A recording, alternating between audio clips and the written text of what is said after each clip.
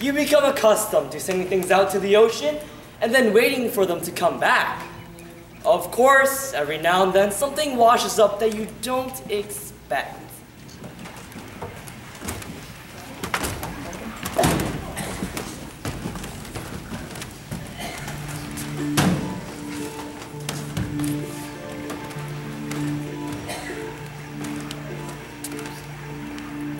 My great-grandmother used to tell me of this story of the sea monster that was discovered on the beach after a fantastic storm one night.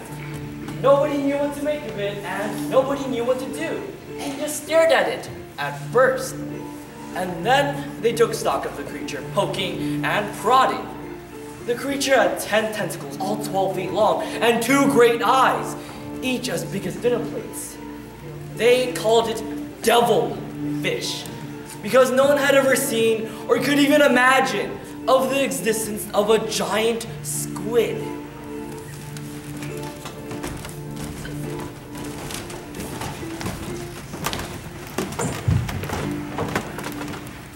Almost every morning, I run along the beach where the devilfish washed up all those years ago. A couple of weeks ago, I was coming down the sand when I saw something on the horizon. It started as this speck, but got bigger and bigger coming in on the waves. And it was a suitcase.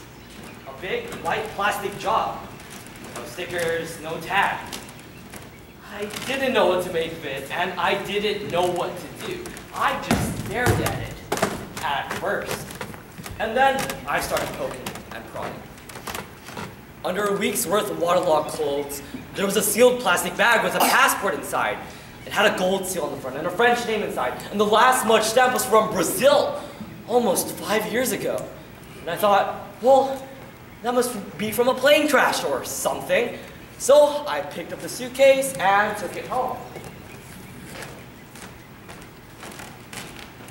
Well, kind of like the sea monster, news of this spread pretty fast. The mayor came over and went through the bag, and we weren't really sure what to do. There's a lawyer friend of mine, Al, said maybe you could contact the French embassy, or something. But my wife didn't like the idea of all these people pawing at this man's clothes. They'd been in the ocean for so long.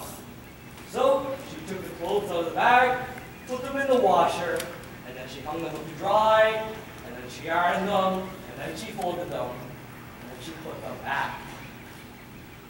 I guess she thought if somebody was going to return things to her after a tragedy like that, and she wants them to know that they've been touched with care and compassion.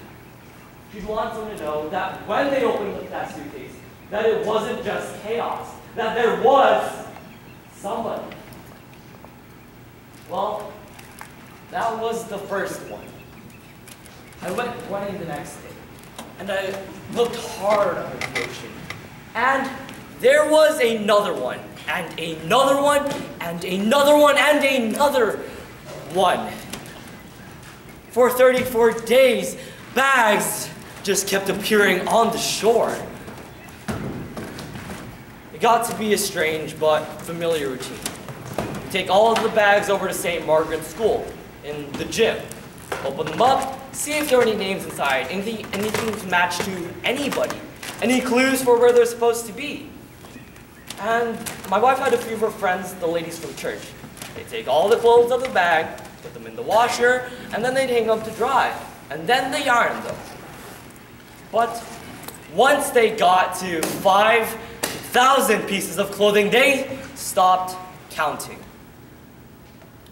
And then one day, I was running out early, heading down the beach, and there were 3 more suitcases lying there. It was a whole set. It had no stickers, no tags. They were just these big blue bags. And I thought, that's enough. That's enough. There's no more we can take in right now. So I picked up the bags, and instead of taking them over to St. Margaret's School, I took them to my buddy Al. He's got a fishing boat that belongs to his dad. And we went out as far as we could, past the breakwater and past the shipping lane, we threw them back. And we did that for months. Let somebody else find them.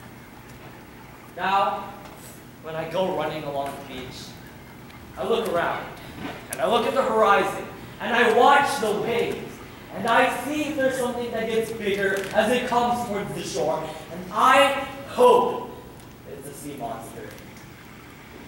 But I know, living in a seaport town like Trinity, that eventually everything you send out to the ocean comes back.